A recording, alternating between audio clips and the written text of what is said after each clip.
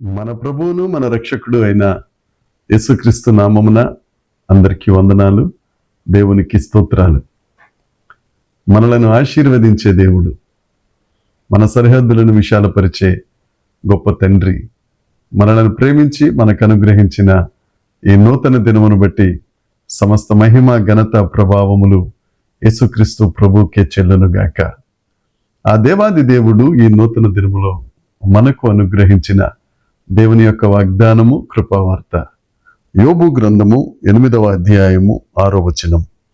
నీవు పవిత్రుడవై యథార్థవంతుడవైన ఎడల నిశ్చయముగా ఆయన నీ యందు శ్రద్ధ నిలిపి నీ నీతికి తగినట్టుగా నీ నివాస స్థలమును వర్ధిల్ల చేయును. దేవునికి స్తోత్రం కలుగునుగాక, దేవునికి మహిమ కలుగునుగాక.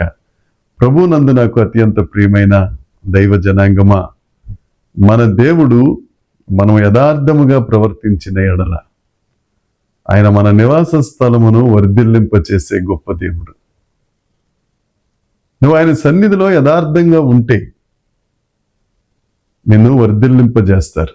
ఈ మాట యోబు గారి స్నేహితుడైన బిల్దదు గారు చెప్పిన మాట. చాలామంది ఇప్పటి వరకు నాకు సహాయం చేసిన వారు ఎవరూ లేరండి. నేను ఎంత మంచిగా ఉన్నా నన్ను ప్రేమగా చూసేవాళ్ళు ఎవరు లేరండి. నా తల్లే కానీ, నా తండ్రే కానీ, నా భార్యే కానీ, నా భర్తే కానీ ఇంతవరకు నాతో మంచిగా మాట్లాడిన వారు లేరండి అని బాధపడుతున్నావా? దేవుడు నీతోనే మాట్లాడుతున్నాడు. నువ్వు యథార్థంగా ఆయన ఎడల శ్రద్ధగా నువ్వు ఉంటే ఆయన నిన్ను పట్టించుకునే గొప్ప దేవుడు. ఆయన మనల్ని పట్టించుకోవాలని పెద్దల దగ్గరికి, గనుల దగ్గరికి వెళ్తాం. వాళ్ళు మన మీద శ్రద్ధ నిలపాలి అని అనుకుంటాం.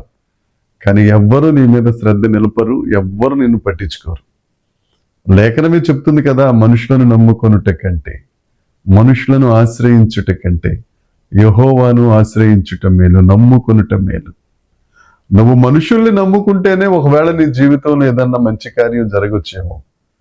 అలాంటిది సర్వశక్తిమంతుడు, మహోన్నతుడు, సమస్తమును సృష్టించిన సృష్టికర్తను నమ్ముకుంటే ఇంకా నీ బ్రతుకులో ఎలాంటి అద్భుతాలు జరుగుతాయో ఒక్కసారి ఆలోచించు. నీవు చేయవలసిందల్లా ఒకటే, యథార్థంగా ఆయన మీద శ్రద్ధ నిలిపి ఆయన సన్నిధిలో నువ్వు ప్రార్థన చేసినట్లయితే నీ నివాస స్థలమును ఆయన వర్ధిల్లింపజేస్తారు. ఎందుకంటే ఆయన రక్తం చేత నిన్ను కొనుక్కున్నాడు. ఆఖరి రక్తపు బొట్టు వరకు తన శరీరంలో ఉన్న రక్తాన్ని దారదారులుగా నీ కొరకు ప్రవహింపజేసిన ఆ గొప్ప దేవుడు నిన్ను రక్షించకుండా ఎక్కడికి దాటి వెళ్ళిపోతాడు.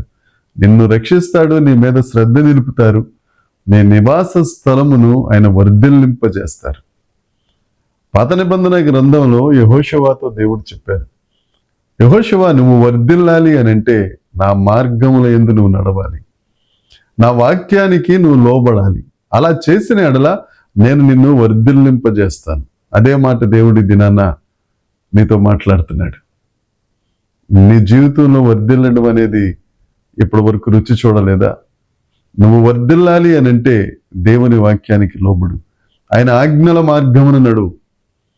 పరిశుద్ధుడైన యోహాను గారు తన ప్రియ శిష్యుడైన గాయితో అంటారు, నువ్వు ఆత్మలో వర్ధిల్లుచున్న ప్రకారం అన్ని విషయాలలో వర్ధిల్లాలి.